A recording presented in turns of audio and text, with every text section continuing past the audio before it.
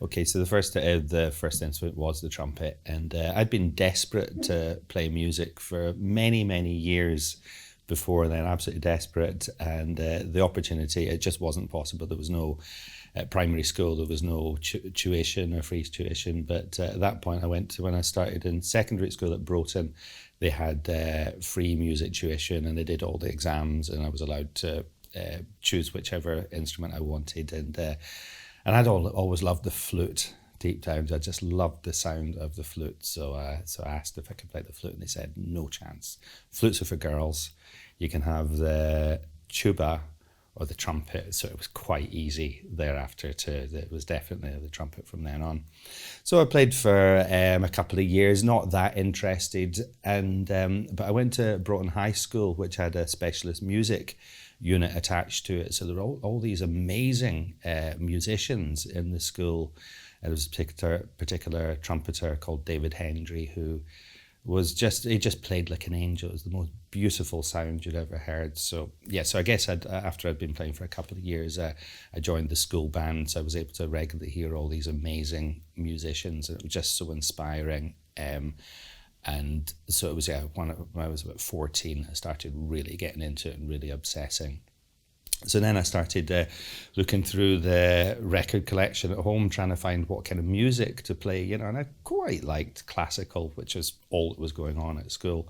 But I knew there needed to be something else. So I think probably the first album was Taiwan Brass music, which I still love today, and I just listened and started playing along, and that was really the introduction to jazz. And there was a couple of Glenn Miller albums in there, so I would listen along to the trumpet solos and play along to them, but I still had no idea what is jazz. How do you play jazz? How do you learn how to play jazz? So I bought some books, and that didn't make any sense whatsoever, chords and stuff, and I thought, well, I just don't understand this.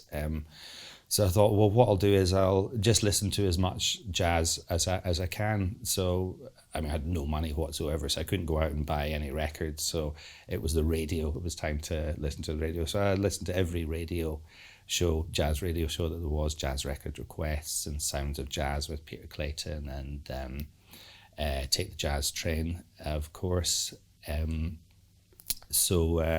With Gordon, sorry, who was that? Gordon Cruikshank? Gordon Cruikshank, that was who he did. So I recorded everything, and there was loads of stuff that I didn't really like. I didn't enjoy any of the old time sort of stuff. At that point, I had no interest in Louis Armstrong. But I loved all the things like, Freddie Hubbard or anything with Miles Davis. And as I say, I just recorded everything, and then listened back to the stuff that I really enjoyed. And then finally, I think it was my 15th birthday, I finally had some money, so I bought my first two albums, and one was Miles Davis Live in 1963, which was just a bit too modern for my liking, but the other one was Freddie Hubbard and Oscar Peterson Face to Face, and it was just a dream. Life changed that moment that I was listening to that, and just the tone of Freddie Hubbard's playing, and anything was possible. I've still actually never heard better trumpet playing than the trumpet playing that I heard on that first album.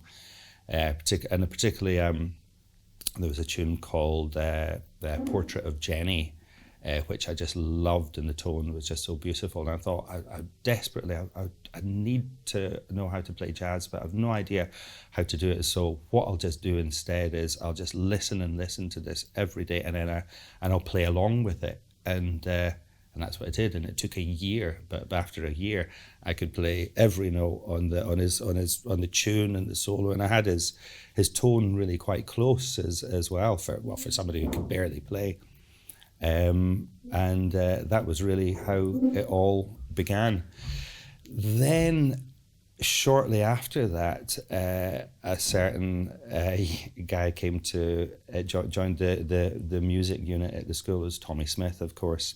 And I can remember the first time hearing him walking past the music room and just hearing all these exotic sounds, and I was just like, what is that? And the girls would say, that's Tommy Smith. And there was this big buzz in the school, and and Tommy came in, and Tommy was on the radio all the time and the TV, and I remember he would, it'd be a Friday afternoon, and a car would pull up, a big old beaten up car would pull up outside the school with a double bass sticking out the window, and Tommy would go off to play his gigs, and I was like, wow, that's the kind of thing that I wanted to do. So I was very fortunate that I was at Broughton and there was all this kind of inspiration.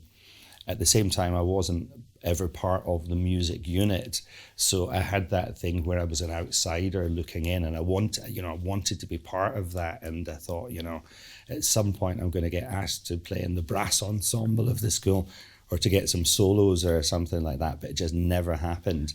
I really thought it was at the point when I was in sixth year, and then this first year trumpet player came in, and he got all the gigs. So I know that was a real driving thing for me to want to work harder and achieve something. But I still didn't know how to play jazz at all, other than listening, which of course is the best thing of all. And then I heard about there was a jazz course down in Hull, and it was run by Ian Carr's Nucleus. So I went down there when I was 16, and it was just heaven. And that was the first time where I'd actually found my gang, my team of people, who were just as obsessed with this music as I was, and I learned so much. And Ian Carr was just inspirational. And after the first, I could still hardly play, but after the first lesson, the group trumpet lesson, Ian came up to me and said, "Oh, you can play a bit." And just getting that bit of encouragement, it really was the first bit of encouragement. It changed everything. I think that just getting that little bit of confidence, I believe I became twice the musician that I had been before, and so I ended up playing all week, and was just fabulous. At what point did you start putting bands together and playing in bands? Okay, well, probably before then, in terms of my playing in the scene, the first thing that the first band musicians that I played with was I went in to sit in at the Afton Hotel, which was Gordon Fife, a piano player, and who's the guitarist, Dougie Campbell on guitar. So it was nice going along and sitting in absolutely terrified. And I requested playing all modal tunes, all blues and stuff like that. And, the older guys just looked at me and going, "You don't know anything, you need to learn your standards." But standards was such difficult music to play. Whereas give me a 16 bars of A minor every time and I'll enjoy it. So from then on, I think when I was about 18, I did the Jamie Abersol jazz course in. I suppose moving back a bit. So I still didn't actually know any jazz musicians. As far as I knew, there was nobody of my age that was playing. And I remember there was one time the first guy I met was Kevin Mackenzie, and I met him at a party, and we were just apprehensively sort of like, what are you up to? Oh, I play music, or I play jazz. And Kevin said that he was interested in jazz. And I was like, no, you're not. Nobody's interested in jazz. I've never, and it turned out we'd been going to the same school and had all the same interests and everything, but we just never hooked up. So it was great to finally meet somebody else. I wasn't the only weird jazz guy of my generation, because it really, there was no interest. But through that course, the Abersol course, they put us into. I basically met all the other guys, the guys that were in my class at that time. There was John Ray, there was Ronnie Ray. I think Brian Kellogg was there. Jeff Friedner, and basically we just Brian Shields. started. It was just great being able to play with all these great musicians, but it wasn't in a. If you go and sit in with somebody, it's terrifying, especially when you're really young.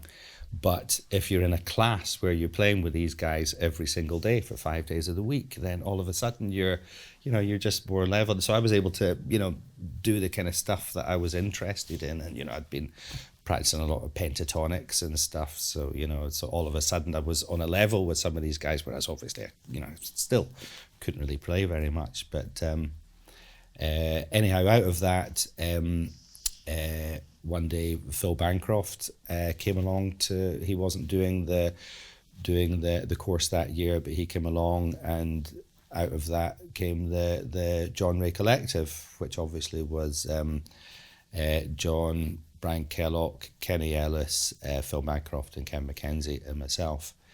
And we started practicing and rehearsing, and they really wanted to get a sort of different band, and started doing things like playing free music, avant-garde, which I just wasn't interested in at all. But it was really beneficial to do that, to be able to try out different things. And but pretty much I went from 0 to 100 really, because these were the best guys on the scene. These guys were amazing, and I'd hardly played any jazz gigs at all. 2 or 3 gigs at La Taché or something. As from what I could see, there wasn't. It wasn't really many places to play at that point. And what kind of year are we talking there? Okay, so that would be about 1986 then, 1986, 87. That was 86. Yeah, that was meeting these guys. At that point, I decided, or my parents had decided, that I was going to become an accountant. So I went off to university, and I had to Glasgow, and I had no interest in this whatsoever. I hated it and just obsessed with jazz. But the more I was taken away from playing jazz, the more obsessed and the more obsessive I was. And I literally would be running home from lectures so I could get back to playing my trumpet and practicing and just listening all the time. So I did 1 year at. I decided to take a year out after a year of university, and I just wanted to give music a bit of time. In the first 6 months, I just practiced in my parents' house, and it was utterly depressing. It'd be 11 o'clock in the morning, and I'd done 3 hours practicing, and my lips were knackered, and I had no idea. I was still kind of mostly self-taught on the trumpet as well, although I'd had a few lessons. I didn't really know what I was doing, and I was certainly doing everything incorrectly. But I was just loving obsessing over music. So anyway, for the second 6 months, I got the opportunity to play in Lille in France, and I absolutely loved it there. Basically, I stayed there for 6 months, and while I'd maybe been lucky if I was getting 1 gig a month in Edinburgh, I was playing 5 nights a week in Lille, and that was kind of my university of playing over there. So, God, I was probably jumping around in terms of time, and I'm probably not at all. And I'm probably not speaking very much about Edinburgh. But you're from Edinburgh, and yeah, you went to school here. So it's in there. So you were in Lille. How did you get the gig in Lille in the first place? So there was a French musician, Jean-Christophe Tong, who came over here, and he was here because his girlfriend was studying at university, so he came here and he got played with all the local guys, and he had already invited Tom and Phil and Sophie Bancroft over to Lille, and Jean-Christophe said, "Oh, why don't you join us as well?" And I was a bit apprehensive because I barely knew Tom and Phil at that point, but that was how that happened. And as I say, I just loved it over there, and there was just so much music going on. I still have this ideal that in France there's still sort of gigs all the time, and French people love musicians. But actually, I was playing with one of my old friends a couple of months ago, and he says this scene is absolutely dead. There's nothing there whatsoever, and so that was a bit of a blow. So what brought you back to Scotland then after Lille? Why didn't you stay there for the rest of your life? Well, everything comes to an end. I think I enjoyed being there for maybe a year. I will, I suppose actually the story was okay. So I did 6 months there, and then it was time to go back to university, which was utterly depressing because I'd seen the life that I wanted to lead, and I was coming back to the exact opposite of the life that I wanted to lead. And I was still very serious, and I still didn't think that it was possible to become a professional jazz musician. That was just never ever an option. But anyway, I came back, and it was really, really rough. And I was starting the subjects like statistics and everything. It was just so depressing. And then 3 weeks in, I got a phone call from the manager of Hue and Cry. And basically they'd recorded their massive album, using John Faddis and the Brecker Brothers and all the best jazz guys over in the States. And they needed to put together a live band with a brass section over here, and they'd been looking at doing the usual thing, getting a team of guys up from London. But fortunately, they were doing a TV show with Dave Batchelor, who's a producer for BBC, and he said, "Well, why don't you use the guys up here?" And suggested Tommy Smith and Phil Bancroft and myself. So I basically went from being utterly miserable at university, going, well, I have to take another year out here, we were touring all over the place, playing with a couple of guys that were my heroes, and playing to tens of thousands of people, and there was financial stability for a while, and I played with Hue and Cry for 2 or 3 years, and that meant that I could be a professional musician, and I'm still waiting to go back to university at some point when the music scene runs out. And as you say, like, all things come to an end. So after Hue and Cry, what did you go on to do? Okay, so after the Hue and Cry, I decided I could maybe do with a bit of an education of some sort. So I did the jazz course at the Guildhall down in London. It was just a 1-year postgrad, but again, that was another fabulous thing, just being amongst loads of other really great musicians that are obsessively wanting to play all the time, and then able to go out to Ronnie Scott's 5 nights a week if we wanted. It cost a couple of quid at that point if you were in the MU, and so that was a fabulous thing.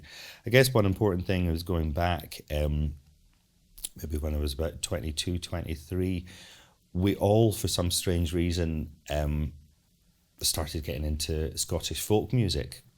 And before we'd been, the John Ray Collective did very well, and we toured around. We did all the UK, and we were in Canada, and we were in Czechoslovakia, and the reviews were fabulous, and it was obviously just great just playing with all these guys. But it kind of fizzled out after a few years. And I think quite a few of us got quite scunnered with the jazz scene, and we just started playing. The social scene was fabulous with all these guys, and so we were always hanging out anyway. We just started listening to Scottish and Irish folk music. I started playing the penny whistle, and again, I became really obsessed with that. And it was kind of it was we were just having a party, and we were just having fun. It was nice to play music, but not in such a obsessively serious way. But obviously, I think what we later realized was happening was that this, the Celtic folk music was going inside us, and certainly much later, that was the kind of music that I started writing. This is much later, into like the year 2000 or something. Yeah, well, can we maybe talk about that sort of transition from being a player of other people's music to finding your own musical identity? Sure, if you like, yeah. Through writing.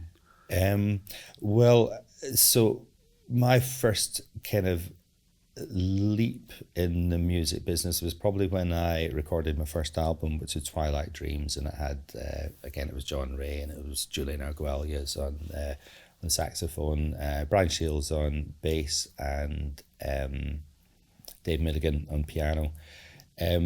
And the first several tunes that I wrote for that, they were all kind of really straightforward jazz tunes. There was a blues there, kind of a couple of standard-y type sequences. There was a funky 60s sort of thing.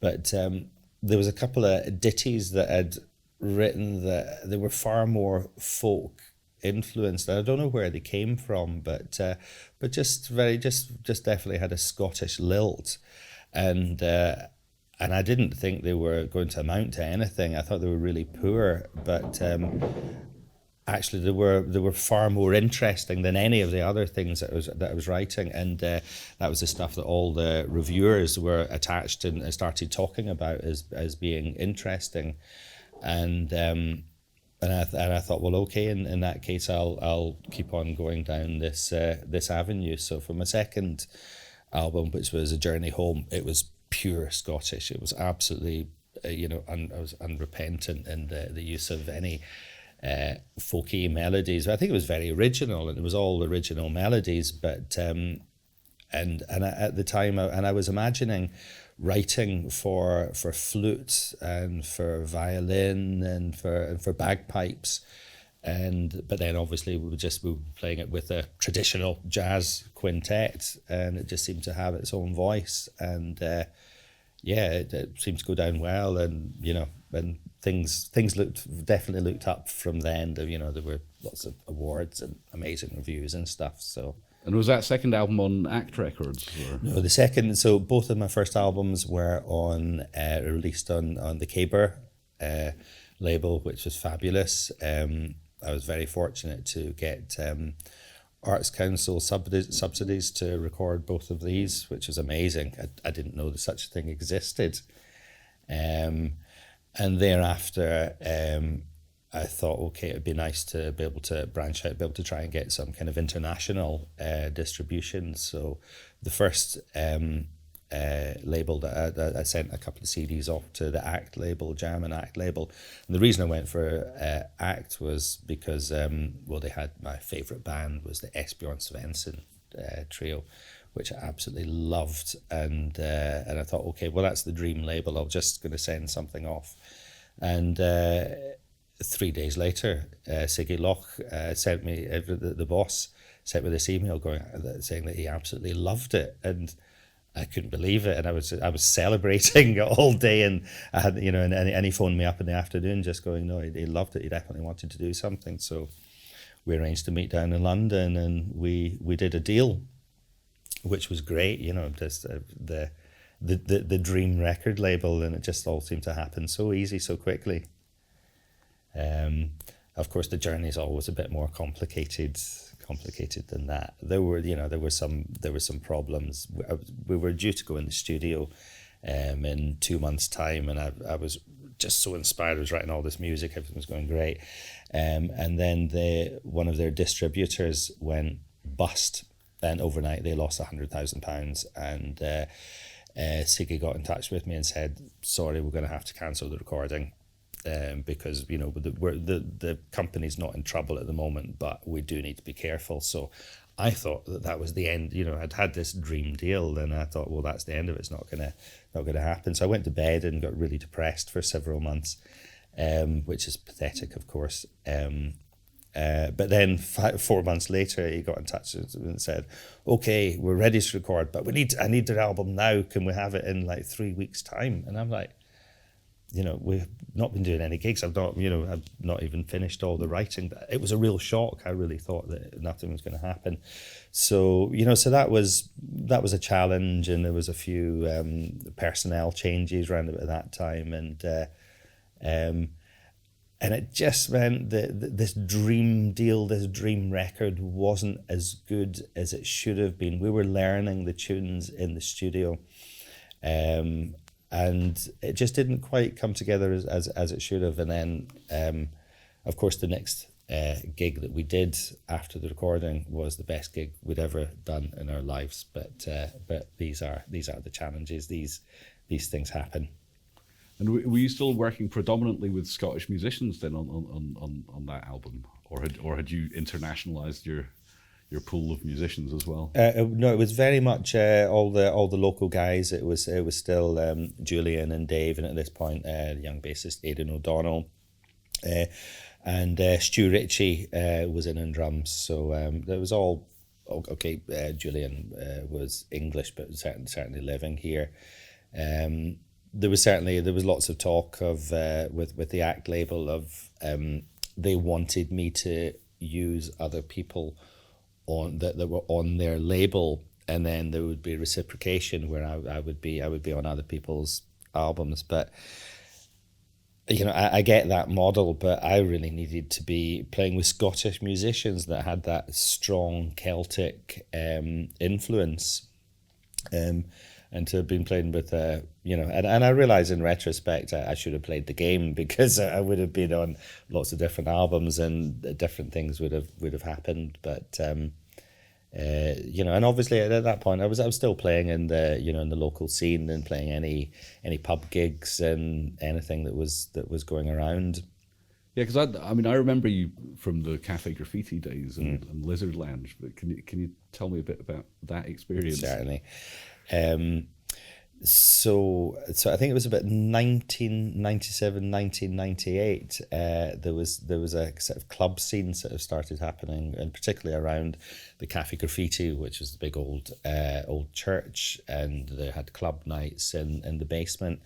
And I was asked to put together something for the Friday night, and so they already had the Saturday night club, which was the Lizard Lounge, which was phenomenally successful. So I was running the just out of nowhere.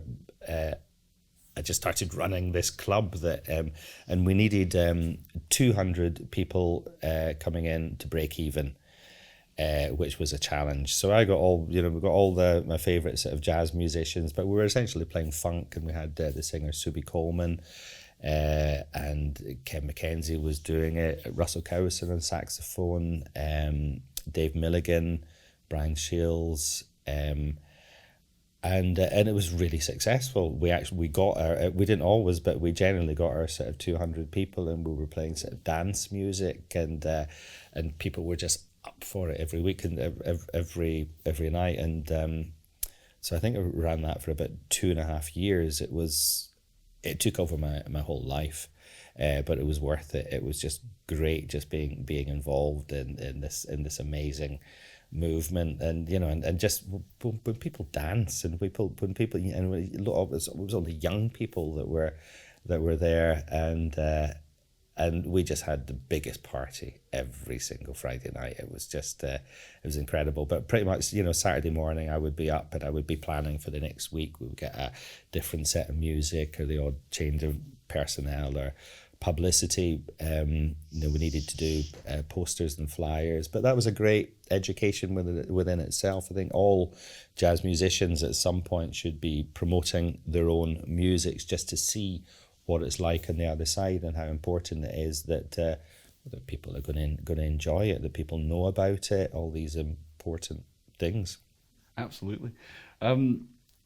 It's interesting you say that, the young audience, because that's the perennial kind of bugbear or difficulty in jazz is that the audience tends to be an older audience. Yeah. And the musicians get older with their audience, and then and then there's a fear that perhaps there will be no audience. It's terrifying, yeah. How do you find that? You're not so very old, but over your sort of career of 30 years odd, how do you think that's changed, or has it changed? In terms of the audiences, I don't really know about audiences, because it just depends which club. You might go to a particular club and there won't be anybody under 70, but we do have, obviously we've got the jazz bar is the centre of the scene now. And there's all different ages. It's there's loads of young people, as well as some of the older people. This is Edinburgh is a great mix of nationalities. There's so many foreign people from all Europe and Eastern Europe, and I tend to find that they're just more open and more interested in things that are happening. If there's going to be an event, they're more interested in coming along to concerts and seeing something different. So I think there's a lot of positivities. Of course, with Brexit and everything that's happening at this very moment in time, it feels that a lot of these wonderful, dynamic, creative and open people might well just piss off back.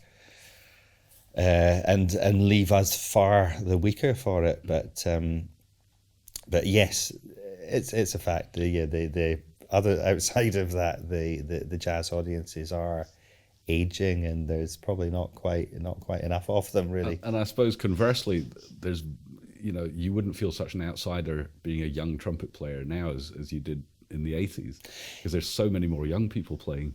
Yeah. I mean, there was just nothing happening back in the 80s, but yeah, with all the colleges and the education that is out there. Obviously, I wish there had been this kind of education, and even just YouTube.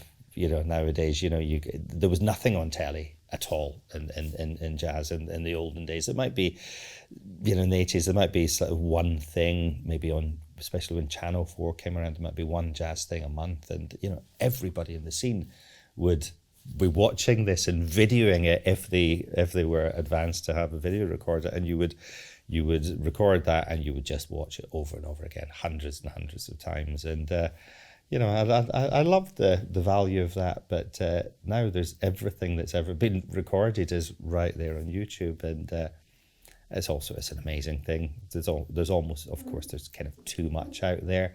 It's kind of too easy. There's not the same value, and of course, the other big change over the past 15 years is the value of recordings and people buying CDs, and that's been a real change in the scene as well. I know a lot of musicians out there, one of their main income stream has been taken away. I was certainly doing very well back 15, 20 years ago, and you would maybe sell 50, 60, 70 CDs at a gig, and now you're lucky if you're doing 5, 6, 7. So there's challenges, and yes, so in some ways it's easier for the younger guys, but in other ways it's much more difficult. I see the younger guys in the scene being they need to be far more dynamic than we ever were. They need to make their own thing happen. They need to be promoting, they need to get their own CDs out, they need to just really do their own publicity, recording videos of themselves, and there's a few of them that are doing great. So that's one of the things I see is the older guys just don't have their shit together in that sort of way, so maybe we need to learn a few things. So just to finish off, which is an odd question to ask somebody so young, but if you think back on your 30 years in jazz, have you got any kind of like standout moments, favorite moments, mind-blowing experiences that just really shine out, or is the whole lot just wonderful? Do you know what? The whole lot is just wonderful. There's so many fabulous experiences and memories to just go down to one or two. It just would be too difficult. Yeah, the years at Midnight Blue were just absolutely out of this world. The best parties you could ever imagine. There's just so much great music, and the joys of writing and releasing my own music with such incredible musicians who,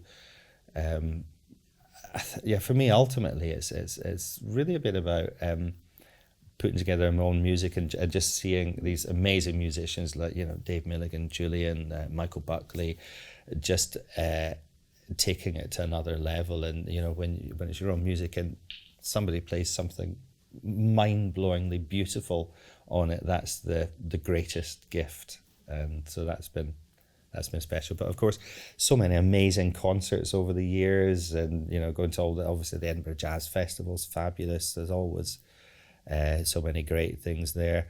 I should particularly mention, really important was the jazz series that Platform used to put on at the Queen's Hall back throughout the 80s. That was a massive influence.